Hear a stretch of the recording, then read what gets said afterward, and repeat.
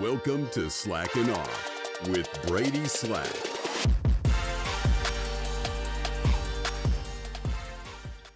Welcome to another episode of Slackin Off. I'm your host, Brady Slack.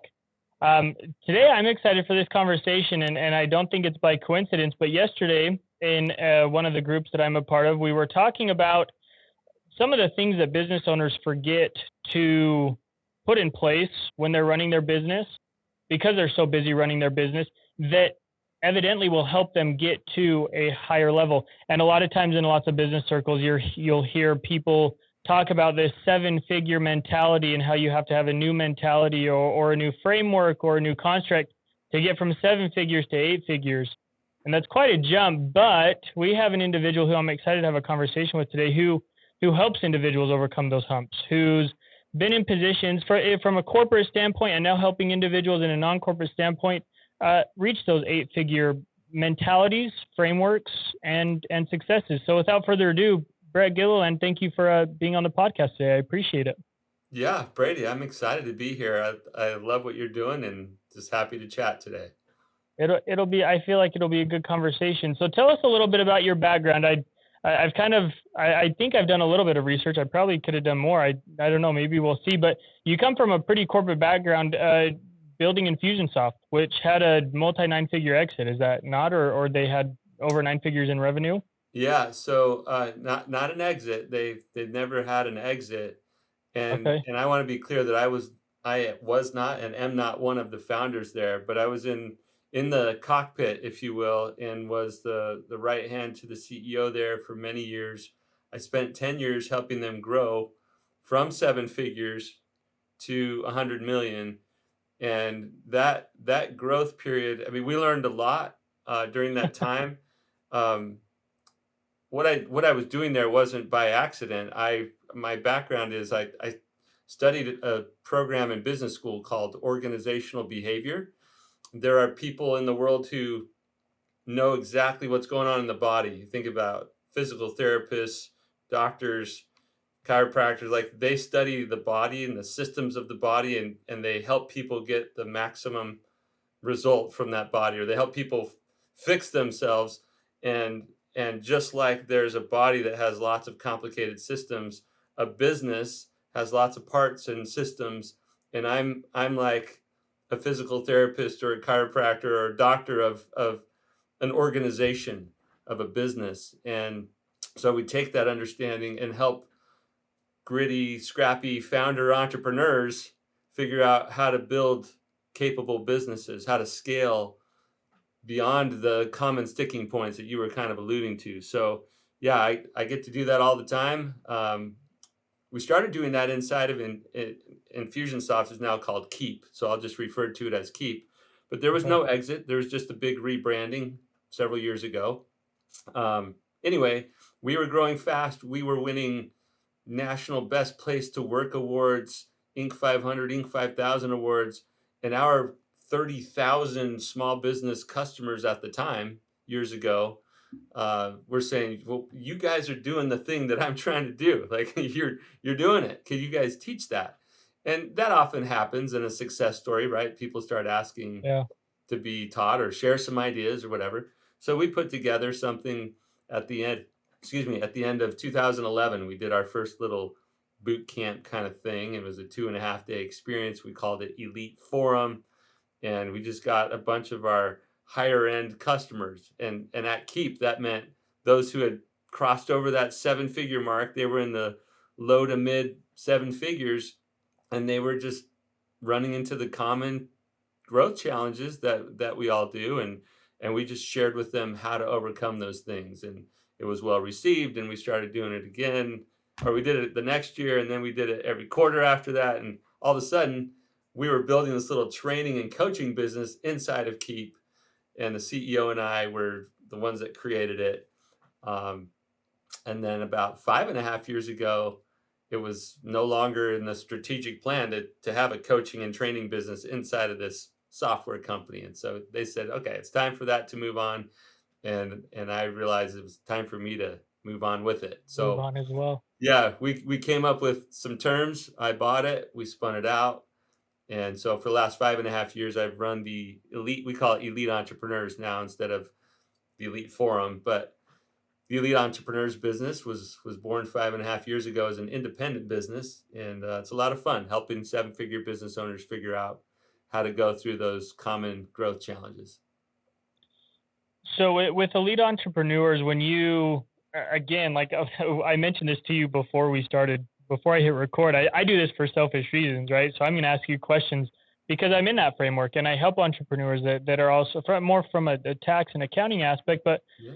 when you start working with a business owner who's already maybe in that seven-figure range, low to mid seven figures, what's the typical assessment like? What I guess is there a commonality between the opportunity for those entrepreneurs, or is it just kind of like a smorgasbord of problems that they have?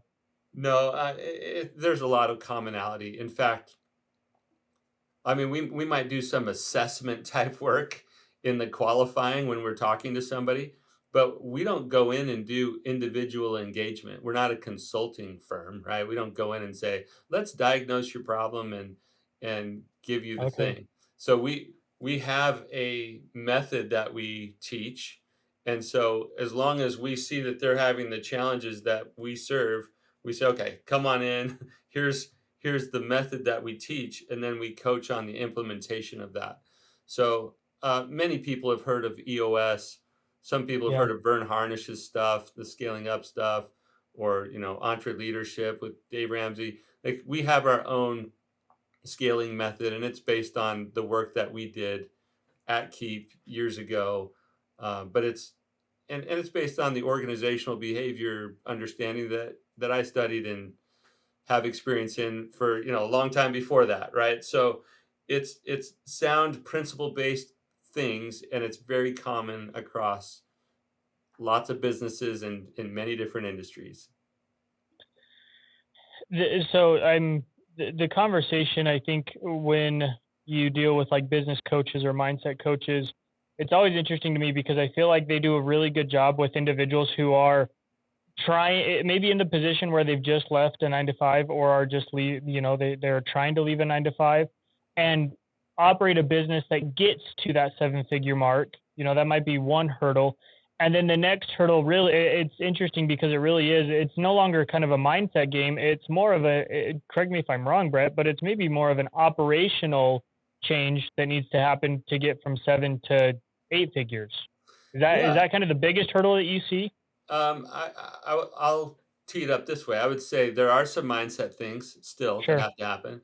There's some skill set types of things that need to be learned, and then I'll call them tool sets, right? There's some structure and processes that need to be put in place that really don't fit in mindset and really don't fit in skill set. It's Skill like set. some structural or organizational things that need to happen.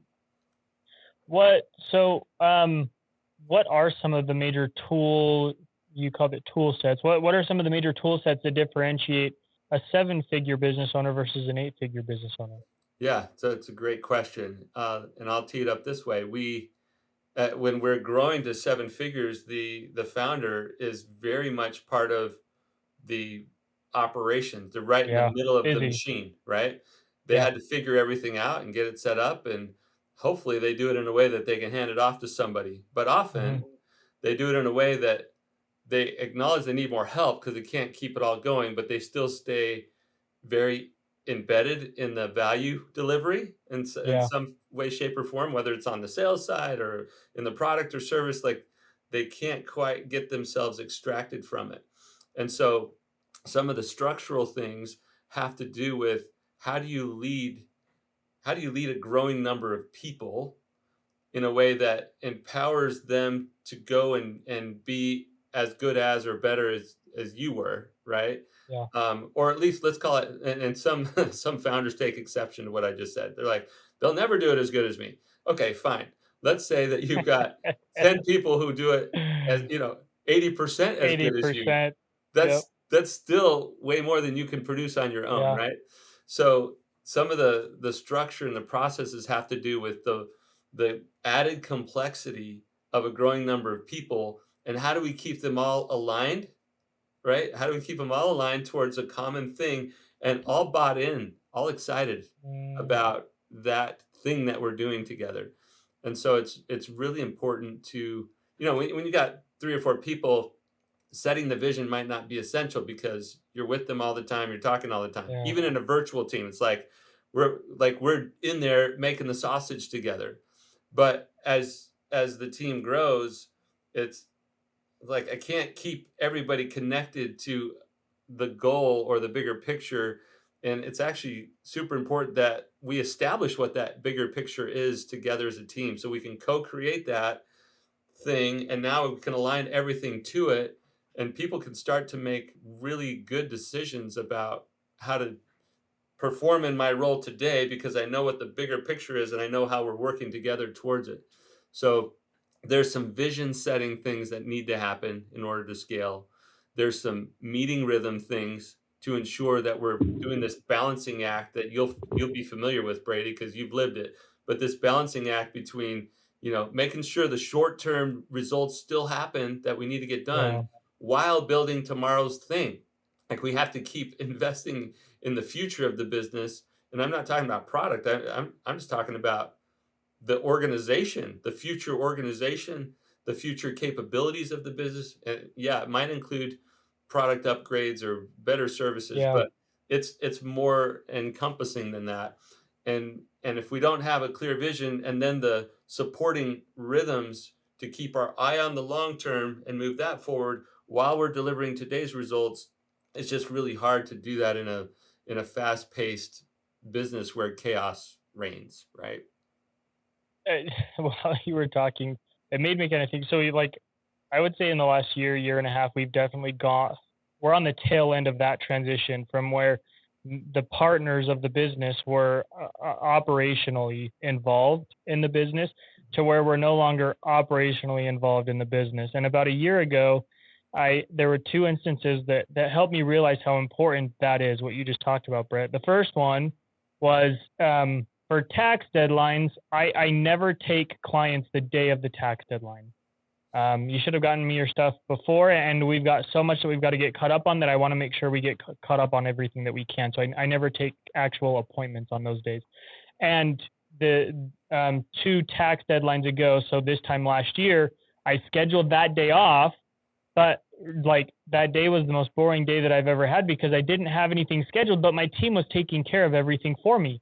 And I was like, well, I mean, this is kind of no point in me taking that day off because they're doing it all. So and that was kind of like an aha moment. It was like things are getting done and they're getting done well. And then the second thing that happened to me not too long ago, my wife she has my calendar so that we have combined calendars in case we have anything that we need to put on there. And she looked at my calendar and she goes, well, why are you going to the office today? You don't have anything on, you don't have any client appointments.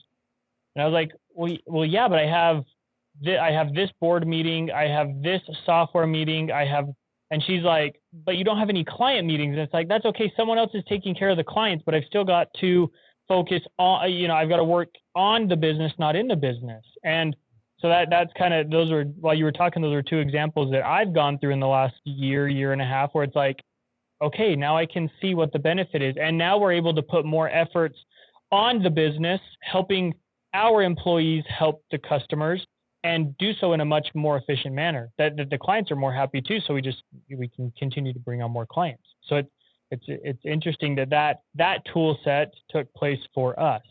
Yeah, So and that transition. yeah, those are great examples, Brady. And something I want to call out is that you actually just described how your business could grow Hmm. because of the way that you add value to the business is evolving. It's Yeah. ascending, right? Like there's this evolution of the way you add business or way you add value, you and your partners, however many partners you have. But as you level up in your leadership, now the business can actually take on more business.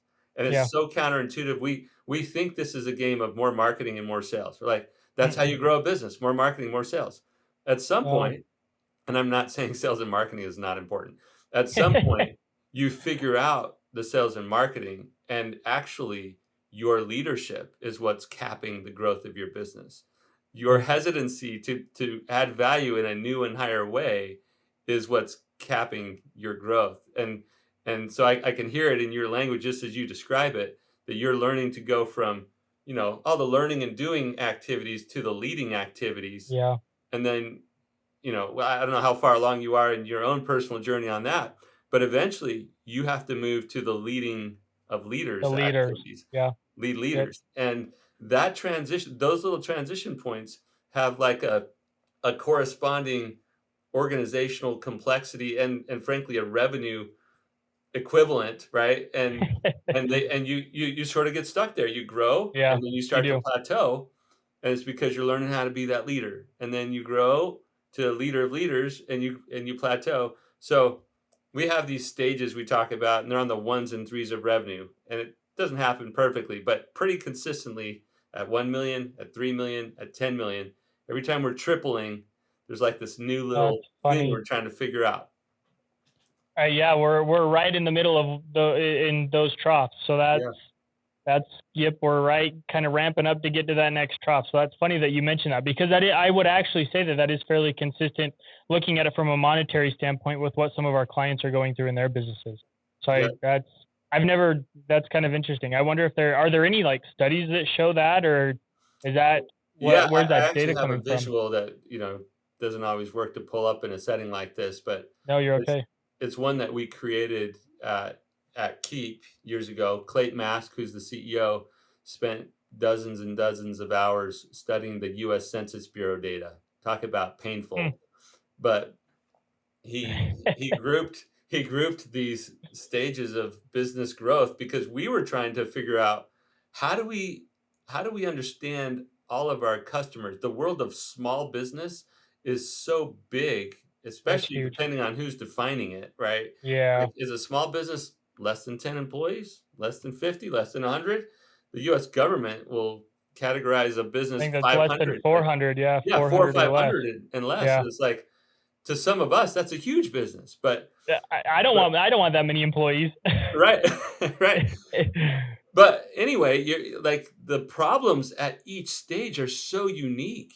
Yeah, And if we start talking about some of these leadership and organization development topics with somebody who's still trying to figure out sales and marketing, it's like irrelevant to them, yeah, right? Because they still got to figure out how to get customers. And yeah, so we really studied these stages of businesses and found out that, oh, down here in stage one, as we call it, we got to figure out how to manage our time. And we got to figure out how to get enough leads to keep this thing going, right? mm, And we sell enough to keep going. But then the next stage, stage two, it is about selling. Like, how do we really hone that craft of selling? And then in stage three, it's about consistent lead generation. We can't just yeah. onesie twosie beat the bushes anymore. Like, we need to have a machine around lead generation and consistent fulfillment of our product and service. And then we start to get to this 1 million plus range, and the challenges become around leadership and people systems and stuff like that, right? And organization development. So culture and that kind of stuff comes in later. So people who are sub a million or maybe have 4 or 5 people at this point, like they'll hear some of what we're saying, they'll say that makes sense. I need to Yeah. do that.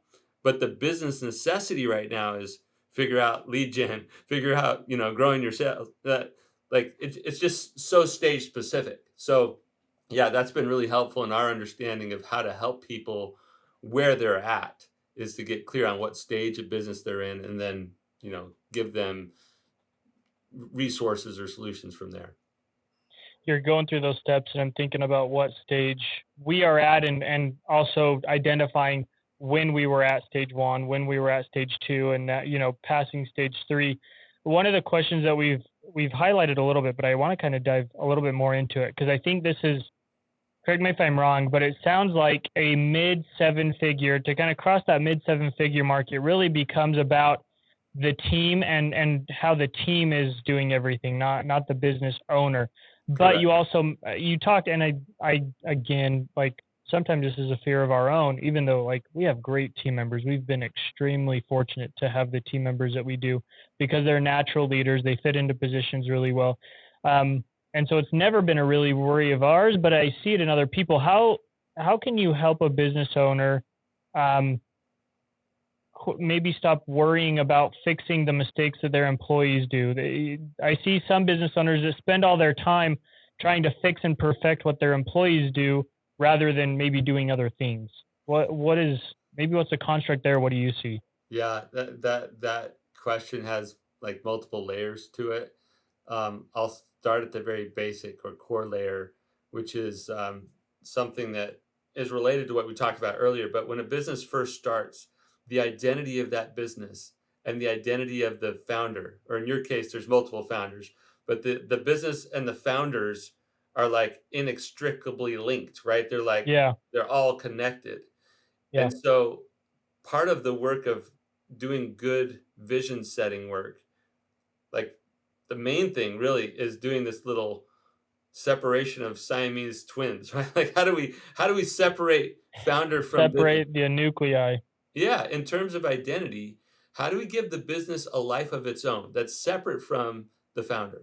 Not that we Yeah, don't care about the founder anymore. The business still has to serve the founder's life needs. plans and goals and all that. But how do we give the business life separate from the business owner? When you do that work well, Brady, the business owner starts to see, oh, and then we're going to hire, lead, and fire to that identity for the Yeah, business.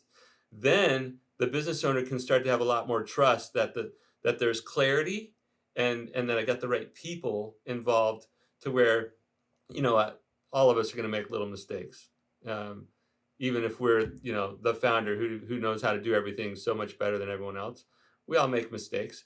If I give you a new task and say, okay, Brady, it's time for you now to be a leader of leaders and not just moving into this leadership role, you're going to make some mistakes because you've never done it before. And for lots, some reason, founders have a lot of like grace for their own mistakes. They're like, oh yeah, that's part of the learning process. but But not for then others. we have a hard time letting other people learn. So like that's part of the learning process, right? Yeah, Yeah. we've definitely gone through, like, so it's funny, like, this is a good conversation because it's highlighting some things that we've had conversations about in our business because we are in that growth, step 3 into step 4 phase. A couple of weeks ago, I met with a client who I'd worked with at a previous firm. And when I left that firm to start High Country Finance, that client interviewed me because they were looking to switch accountants. Anyways, it didn't work out. I don't know if there wasn't enough follow-up or it just wasn't good timing. But I met with them 2 weeks ago, and he said, we were thinking about coming to work with you when you left that accounting firm. And I thought, I'm glad I actually said this. I said, I'm glad you didn't, because I wouldn't have been able to serve you like how my team can serve you right now. Like, I have no shadow of a doubt that we'll be able to help you right now. But I knew I wouldn't have been able to then, at least with what you needed. And in that process, like, we have lost clients due to maybe lack of oversight or a lack of communication, and I take responsibility for that, even though it might have happened with one of my other advisors or one of the preparers or something like that. But I think those opportunities, when we have lost clients, have actually increased our opportunity to serve our current and future clients, because you learn a little bit more. And I will admit it has taken me a while, and I still work on the fact that I do need to have a little bit of patience as my team figures that out, Yeah. and how long does that take? Or is it something that you're just going to be evolving into that leader of leaders and letting them help other people make those mistakes? What does that look like as you go into that 3 and 4 step that you were referencing before? It's very, I'll call it emotionally aware or emotionally mature Yeah, for you to recognize, to acknowledge, I'm the leader. That's really on me. And when we see those mistakes, if we're focused on the micro level task or thing that got messed up, we're sort of missing the opportunity we have to make this better for every future interaction. right. And so we have to get better at, if somebody missed that, it's it's often because we didn't set a clear enough vision for what excellence looks like. We didn't really establish core values that we never compromise on, and didn't lead and develop our team to those values. When we get really clear on the purpose of the business, the values of our business, and the destination that we're up to together, we provide filters actually for our team members to make day-to-day decisions to help them perform really well in their role. Now, does that mean they'll never make a mistake? No, but they're now way more armed to be able to lead from where they're sitting, right? To make the best decisions from where they're sitting. So we just need to lead better, and then we need to coach when we see mistakes. And then if we still have a pattern of mistakes coming from a person or a role, that we can't live with, then we need to either move them to another role or help them go somewhere else where that's not going to be an ongoing problem. But that shouldn't be our first reaction. Oh, you made a mistake, Yeah. and now I got to jump back in or you're gone or whatever.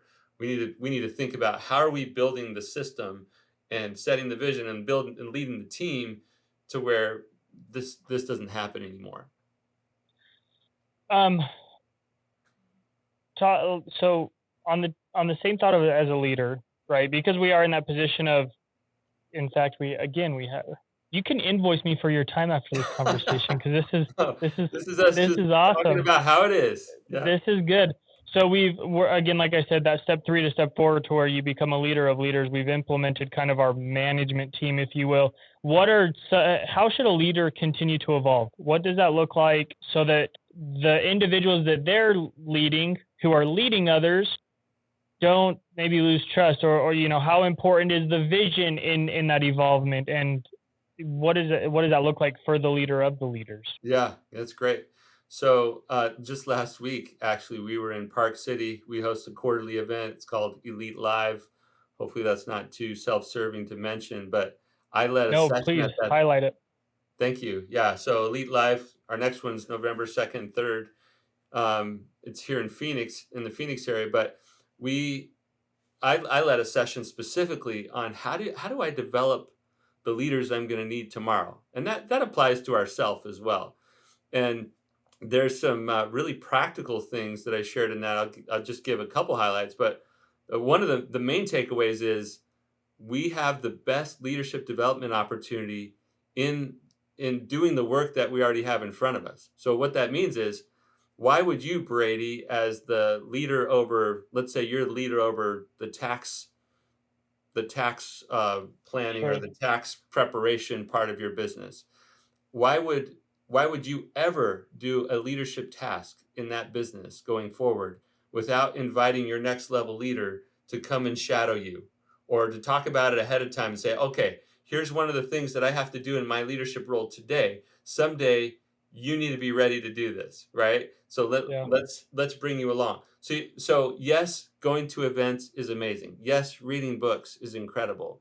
But that, the coaching is awesome. But that stuff is probably like 30% of the real development, and 70% of the real development should happen in the process of doing the work. And so if you would just see everything you have to do as a leader as an opportunity to develop the up and coming leaders, you will start to grow your whole team if you just build it into everything that you do. So it might feel like, oh, this takes more time. That's unnecessary. Like they could be having billable hours over there doing client work, and I have them over here doing this. Yeah, you can see it that way. And then you can artificially cap what your business can do because you're not bringing Yeah. everybody else up with you. So it's just one of the key levers to growth in your business is developing yourself as a leader and bringing up those next leaders. I think just by nature, accountants are very closed off. Like it's hard to cooperate and work in conjunction with other accountants because everyone's like, I've got my secrets, and if I let my secrets out, I'm not going to be able to charge my clients anymore because someone else is going to know. And it's like, we all operate under the same tax code. There's nothing you don't know that I can't figure out, right? Yeah. But one thing that I learned in a training not too long ago that actually kind of opened up my perception, if you will, was that one's ability to train and allow an individual to become a leader, even if that means that leader leaves and starts their own business, also allows you to attract other good talent underneath those individuals because they're attracted to the opportunity of growth that they might have. What other opportunities do you see besides that example for hiring really good talent? Because it's kind of a hard labor market right now for anyone, especially accountants specifically, but like anyone else, it's hard to go find quality talent. Well, if you were in the software business, you'd be telling me right now how hard it is to get developers. As in, in It an is. accounting business, you're telling me how hard it is to get accountants. In the construction trades are like, we can't find good help. It's all over the place. Yeah. And for the last couple of years, we had that whole great resignation and, Yeah. can't find people. And I basically did a whole training on how do you hire great people in a tough job market. Okay, that's the gist of it. So your question is feels a little bit like a softball, but most of us do not rely enough on the magnetic power of a good purpose and a set of values. And Mm. when you create that and you really crank up, you magnify the strength of that core identity of your business, and you start now to write copy in your job postings that reflect that Mm. energy, that project that energy, you start to attract people that are like, oh, finding an accounting job in a tax firm in general, like that's not that hard. Like if an accountant wanted to go find a job, they could find one. You just said that the job market's tough, but a lot of them just get stuck in their routine or whatever. But if they started to feel like, man, this I don't like the people I work with, I don't like this environment, but I feel like, I'm too risk averse to go out and do something else. But then they came across your job posting, or a family member, a friend of theirs said, hey, did you hear about this company? Like, this is amazing. Listen to what they're saying. Um, I I've just seen so many good results come from actually being intentional in the way we're putting those job postings out. And then if we build that culture where it's real and your team starts to feel it, they'll start to go get their friends, their family, whoever they know to say, you should work with us. This is an amazing place. So it really is a reflection of how well we're creating and maintaining a healthy culture, and then how well we're projecting that out there so that the rest of the world can see in and say that looks different. I want to be part of that. And when you invest at that level in your core identity as the business, you'll see it start to we call it a talent tractor beam. It'll create this talent tractor beam Yeah. where you won't have problem finding people. I was gonna say it's kind of like a snowball effect, and we see this with on the money side of things. When you start to generate good traction from a monetary standpoint, it kind of snowballs effect, and it's easier to That's make right. more and more and more. Like once you hit those mid to higher seven figures, it just becomes it's almost like it's inevitable that you'll reach eight, mid eight figures. That's really what it happens, and it sounds like it's kind of the same thing out of the monetary context. Is that right? That's right. Yeah, I love the snowball effect idea. That's a great way to talk about it. But you can't not do that, with the snowball. The initial part of it is you got to really pack that center in. You got to have this solid core, and then you Yeah, can kind of roll it around the yard or whatever and have it grow. But if you don't if you don't do the intentional work of that initial packing of the core, the rest of it doesn't work, right? yeah.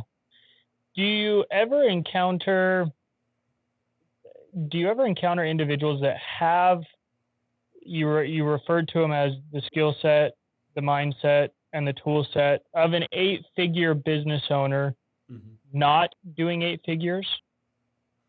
I mean, let's be real. There are some businesses that don't deserve to be eight-figure businesses, right? So if we Okay, just okay, said, wait. "Hey," I'm curious. Like what? Can you like say what? Say can you say some oh, examples? well, what I mean by that is, um, let's say I decide to open up a local hair salon, a one location hair salon, right? Okay, fair. So I'm not going to get $10 million to run through that hair salon, Yeah, probably. So there are some businesses that are set up to only do so much. so much. Uh, Yeah, yeah, and fair. so those are typically local based businesses, Yeah. and so their market opportunity is capped. That's all I was saying. Okay. Um, and some entrepreneurs think that they're, I know we've all heard stories of inventors like, I have this amazing product, I've created this product, but there's just not Yeah. a demand for it, or there's not enough Yeah. demand for it. So I'm just saying, if the business model is sound and there's growth opportunity in the market, Yeah. then yes, you get the right mindset, the right skill set, the right tool set, you can go make that happen. Now, Are there reasons why you would discourage someone from wanting to get to eight figures? Maybe more so. I mean, maybe more so from a monetary standpoint than like a skill set or a mindset, because I think the skill set and the mindset are important. But again, more so referring to a monetary standpoint, are there reasons why you would discourage someone from wanting to reach that Yeah, level of we money? we don't help people figure out how to go to eight figures out of the, just the pure virtue of, oh, getting to 10 million is the end all be all. It's not, that's not really the objective. It's just a marker of the stage of business that you're at. And so I don't know that I would use the word encourage or discourage. I would think about, what do you want in your life and how does your business serve that? And if you feel like getting to 10 million would be crushing because you can hardly stand 1 million, it might be because you're trying to pedal so hard so fast in the gear that you're in. I'm going to use a bicycle analogy right now. Yeah, If you're in no, that's a good. if you're into that start out gear on a bicycle, and that's the right gear to start out. You start going, moving just fine, and you start pedaling faster, your bike moves a little faster. At some point in that same gear, no amount of extra pedaling yields Will get additional you output, any faster. right? Yeah. And so if you're grinding like that, if you're just killing yourself to keep this 1 million thing going, 10 million feels like you're going to kill me, like you're going to crush me. And so if you learn how to shift gears, 10 million can actually be more enjoyable, less time on you, less weight on you. Um, and that might be hard to imagine right now. But if you do it the right way, now you actually get some of the freedom that you were looking for back when you started this thing. So a lot of entrepreneurs sort of talk themselves out of additional growth because they're feeling the pain and the weight of the way that they built their business today. And I'm here to tell all of you, there are ways to lead your business that don't lead to more work for you, more pressure for you, right? More pain to your relationships and your health. There are ways to learn how to shift gears so that you can Yeah. pedal with less energy expended and still get higher results. Like that is possible. We help people do it all the time. I think it would be important to add to this, and if you disagree, I would love to know what your thoughts are. But I think it's also important to kind of highlight the inverse of the conversation that we just had. That sometimes making more money actually is a detriment to those other aspects of your life, your relationships, your stress levels, your health, because of maybe the habits that you create. And I think sometimes people overlook um, processes, systems, people, different things that they could implement into the businesses that they have at a revenue of less than $10 million, and still have some of that additional time, freedom, less stress, and still be able to accomplish the things that they want to accomplish. They just Yeah, maybe haven't realized it yet. true, true. One thing I would say, again, I'm not going to encourage or discourage, Sure. but for just a second here, I'll at least put out there the virtue of what I'll use the conscious capitalism term, whatever way you look at it. But conscious capitalism is about benefiting everyone who's associated with that business. That entrepreneurs are the real value creators on the planet. They're the ones who make things happen.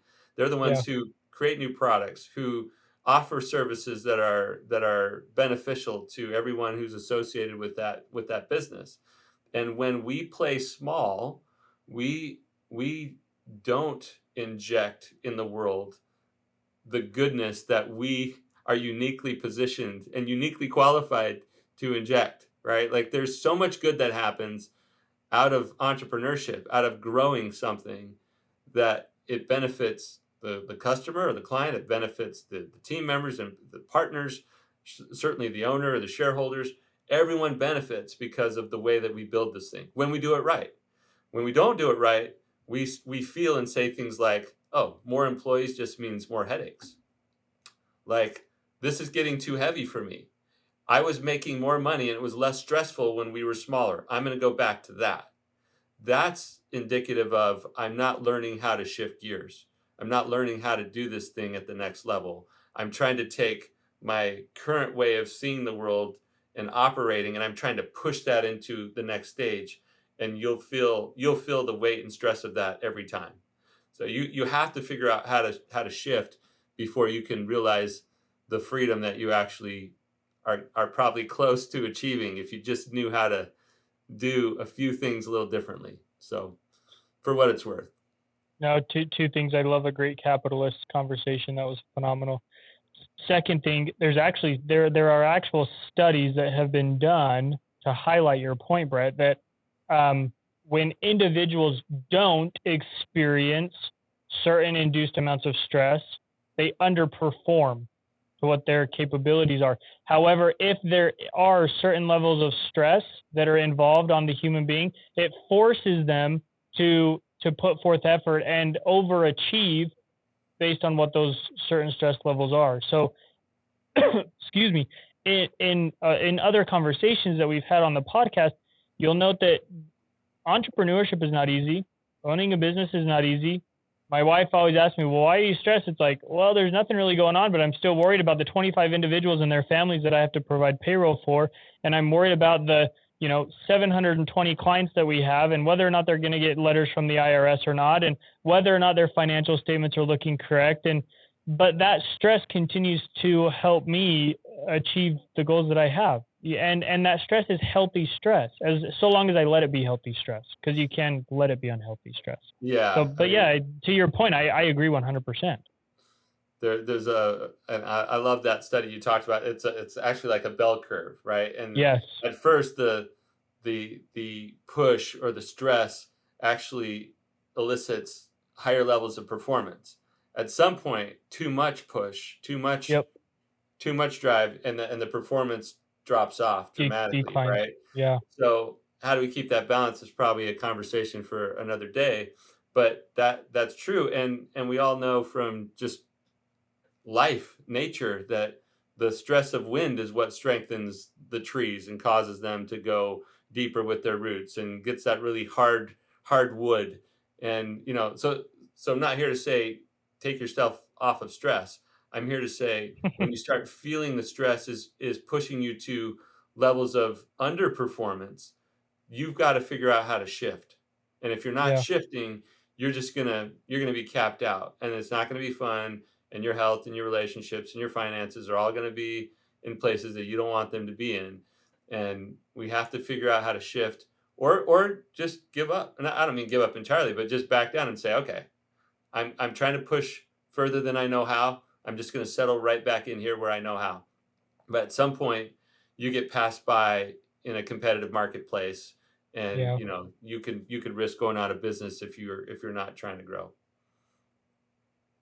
Yeah, this has been a great conversation. Before we finish, Brett, I would love to dive into a little bit more about what you're doing with elite entrepreneurs. You mentioned the quarterly meetup that you just, or the quarterly intensive that you just had.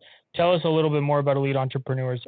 If individuals would like to learn more, where can they go? Highlight you for a minute, because again, this has been a really helpful conversation, kind of unpacking a couple of things that we've already been working on in our business. So again, like I said, invoice me for your time, because this has been great. But highlight you. Tell people how they can get a hold of you, and maybe what some of those intensives look like, what you'll go through, or what a typical engagement looks like with Yeah, someone who wants to sure. work with you. So we do focus on this seven-figure journey from the 1 million to 10 million, not getting to a million. I'm not an expert at that.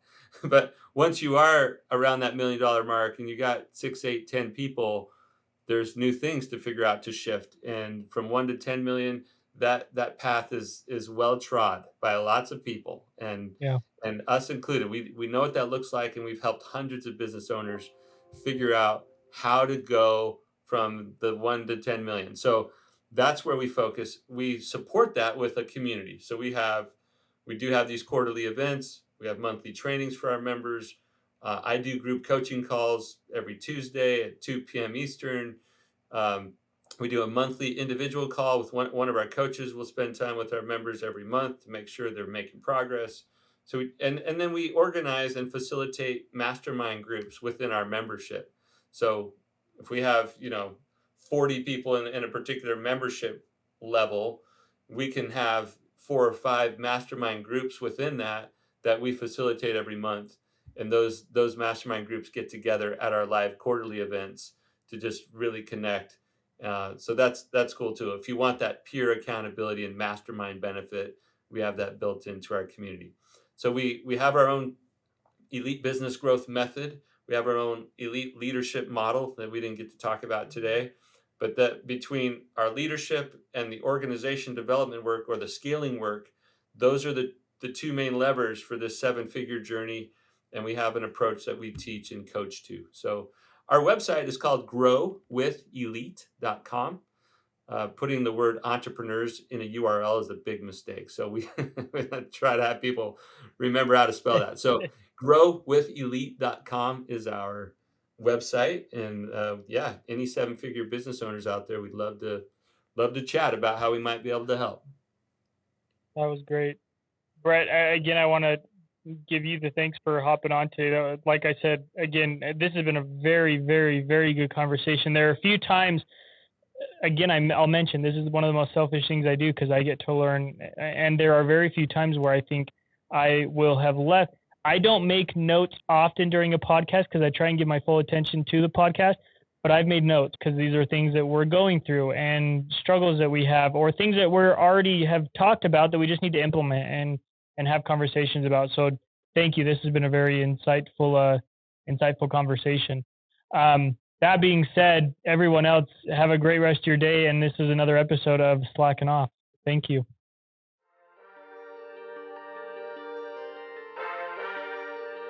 Thanks for tuning in to Slackin' Off with Brady Slack.